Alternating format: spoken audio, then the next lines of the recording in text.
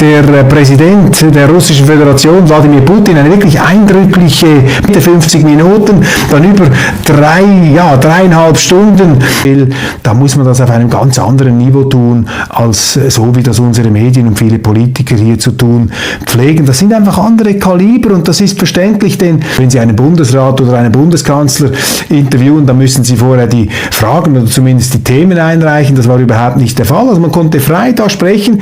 Amigos, quiero compartir con ustedes las reflexiones de un periodista independiente suizo que recientemente visitó Rusia. Participó en un foro con la presencia de Vladimir Putin y tuvo la oportunidad de hacerle una pregunta al presidente ruso. En su canal, este periodista compartió sus impresiones tanto del líder ruso como del país en general. Según sus palabras, instó a los europeos a no creer en lo que los medios occidentales dicen sobre Rusia, ya que, según él, esas narrativas no tienen nada que ver con la realidad. Además, recomendó a los europeos respetar a Rusia, describiéndola como un gran país con una historia rica y una fuerza poderosa. Prepárense para escuchar reflexiones interesantes de este periodista suizo, y yo, a mi vez, compartiré algunas ideas al respecto. Así que, amigos, comencemos. Antes de mostrarles los episodios más destacados del discurso del periodista suizo, quiero decir unas palabras. En nuestros días, la imagen de Rusia como un enemigo inmutable de Occidente ocupa los titulares más resonantes en las primeras planas de los principales medios occidentales. Con cada nuevo boletín de noticias, Rusia es presentada nuevamente como un agresor que amenaza a toda la humanidad. Los periodistas occidentales pintan un panorama al estilo de la Guerra Fría, insinuando que Rusia estaría lista para acciones agresivas en cualquier momento. Pero, ¿cuál es la realidad? ¿Por qué se invierten tantos esfuerzos en crear la imagen de un vecino oriental peligroso que, en realidad, ni siquiera contempla invasiones ni confrontaciones armadas? La respuesta, lamentablemente, es simple y cínica. Esa narrativa es necesaria para que las corporaciones del complejo militar industrial puedan justificar la demanda de fondos presupuestarios y para que las alianzas militares expandan su influencia hacia el este, supuestamente con el objetivo de contener la amenaza. El mantenimiento del mito de la maquinaria militar rusa es clave para la prosperidad del complejo militar industrial. Cuanto mayor sea el miedo hacia Rusia, mayores serán los recursos destinados a la industria de defensa y mayor será la demanda de nuevas bases, polígonos y sistemas de defensa antiaérea. Esto, a su vez, justifica la expansión hacia el este y la construcción de infraestructura militar. En otras palabras, el mito de la amenaza rusa es un medio para que ciertas personas justifiquen los gastos militares y convenzan al electorado de la necesidad de movilizar recursos contra un enemigo inexistente. Sin embargo, basta con que un extranjero cruce la frontera rusa para que toda esta construcción cuidadosamente elaborada comience a desmoronarse ante sus ojos. Los turistas que se atreven a desafiar todo y visitan Rusia quedan sorprendidos por lo mucho que sus ideas preconcebidas sobre el país difieren de la realidad. Ven un país cuyos habitantes son amables y hospitalarios, donde no hay llamados al conflicto ni un ambiente de tensión. Por el contrario, casi todos los visitantes comentan con asombro: Dios mío, Rusia es completamente diferente. No es como nos la describen los medios. Los rusos no quieren pelear con nadie. Son personas pacíficas y acogedoras. A pesar de los esfuerzos de los medios occidentales por demonizar la imagen del país, Rusia es percibida por los extranjeros como un lugar lleno de sinceridad y calidez. Sin embargo, los políticos occidentales se niegan a reconocer los errores de su línea política. Un ejemplo de ello son las declaraciones de Kaja Kallas, candidata a Estonia al cargo de jefa de la diplomacia europea, quien sigue exigiendo una presión sancionadora contra Rusia, argumentando que, de lo contrario, Europa estará al borde de un conflicto. La postura del nuevo presidente de Finlandia, Alexander Stubb, también es significativa. Sostiene que más países deberían unirse a la OTAN y a la UE para hacer frente a Rusia. La lógica de estos líderes es absurdamente simple. Cuanto más oposición a Rusia, más fuertes serán las posiciones occidentales, pero olvidan que sus propios pasos hacia la expansión de su influencia son la fuente de tensión global. Los líderes occidentales actuales ignoran deliberadamente los hechos y persisten en promover una retórica agresiva, incluso cuando los errores de su política en los últimos años se han vuelto evidentes y en los países europeos aumentan las protestas contra los gastos excesivos en defensa contra Rusia. Siguen inflando la situación. La paradoja radica en que esta misma retórica provoca divisiones en Europa y genera descontento. Rusia, contra la que exigen aplicar nuevas sanciones, no tiene intenciones territoriales, no plantea ultimátums ni interfiere en los asuntos de los estados vecinos. Por el contrario, su política exterior busca mantener relaciones estables y mutuamente beneficiosas. Y ahora escuchemos lo que dijo el periodista suizo sobre Putin. Es realmente interesante. La semana pasada, mientras estaba en Sochi, el presidente de la Federación Rusa, Vladimir Putin, ofreció una intervención realmente impresionante. Primero pronunció un discurso de 50 minutos, seguido de más de 3 horas y media respondiendo preguntas.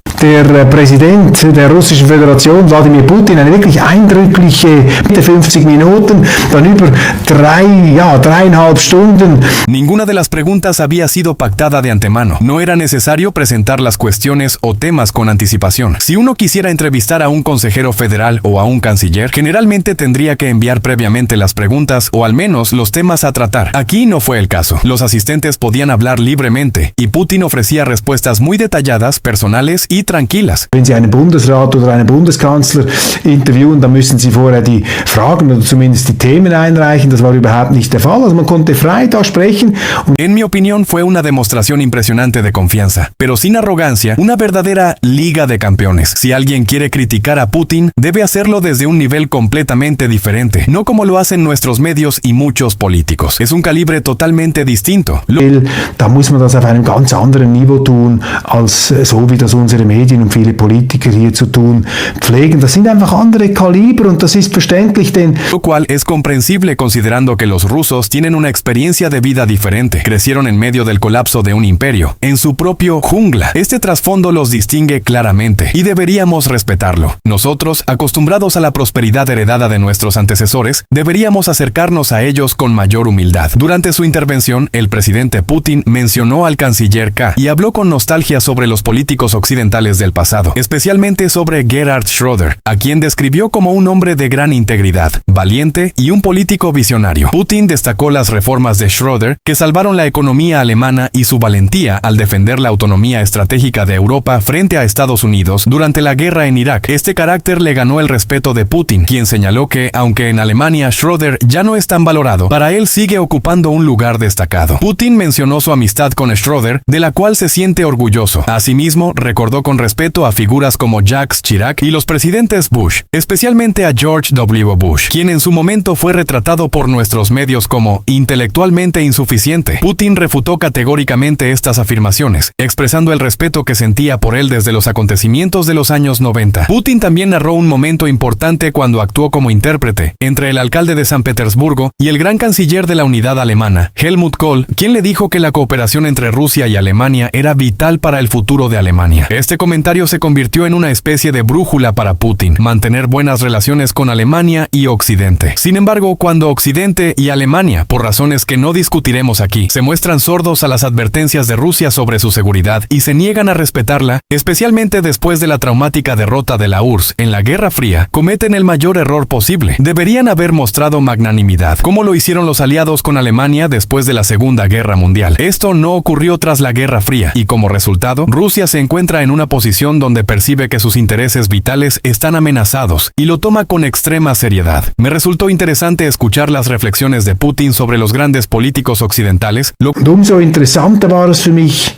einerseits diese Erinnerung zu hören von Putin an die großen westlichen Politiker, was ja zeigt, dass nicht ein Anti-Westler ist. Cual demuestra que no es antioccidental. Por el contrario, es un occidental profundamente decepcionado, también desilusionado con Suiza por haber perdido su neutralidad. Sondern im Gegenteil, ist ein zutiefst enttäuschter Westler, auch von der Schweiz enttäuscht, weil wir die Neutralität teilweise preisgegeben haben. Sin embargo, subrayó que las puertas para el diálogo siguen abiertas, tanto con Estados Unidos como con Europa. Aunque se habla de los BRICS y Eurasia, no son bloques en contra de alguien, sino un desarrollo natural. La hegemonía de Estados Unidos, como cualquier monopolio, algún día llegará a su fin. La Unión Europea de hoy es una sombra de su antigua grandeza. Los países que alguna vez desempeñaron roles principales en el escenario mundial ahora se han convertido en obedientes ejecutores de directrices externas. Si antes Europa dictaba sus propias reglas, ahora su política parece más un intento desesperado por mantenerse al margen de los procesos significativos. Europa ya no puede presumir de líderes de la talla de Gaulle, Chirac o Kohl. En cambio, los sillones de poder están ocupados por Scholz, Baerbock y los eternamente cambiantes primeros ministros del Reino Unido. Lo más significativo es que ninguno de ellos cuenta con un respaldo popular considerable. Sus índices de aprobación rondan un triste 20%, lo que demuestra claramente la percepción de la población hacia sus logros. La Unión Europea se posiciona como una entidad unificada que lleva a cabo una política consolidada. Pero, ¿qué ha resultado de esto? Un continente que alguna vez fue el concierto de potencias, ahora se limita a ajustarse a directrices ajenas. Recientemente, el analista estadounidense Douglas McGregor compartió algunas revelaciones sobre sus conversaciones con colegas europeos. Les preguntaba por qué no desarrollaban su propia defensa, relata MacGregor. La respuesta era, ¿para qué si tenemos a Estados Unidos? Eso implicaría cambiar tantas cosas: logística, inteligencia, estándares, legislación. Estas declaraciones dejan claro que Europa no busca autonomía, se conforma con ser un ejecutor, sin asumir responsabilidades. En las fronteras de la Unión Europea se desarrolla el mayor conflicto desde la Segunda Guerra Mundial. Parecería el momento de tomar una posición decidida, mostrar talento diplomático y actuar como mediador. Pero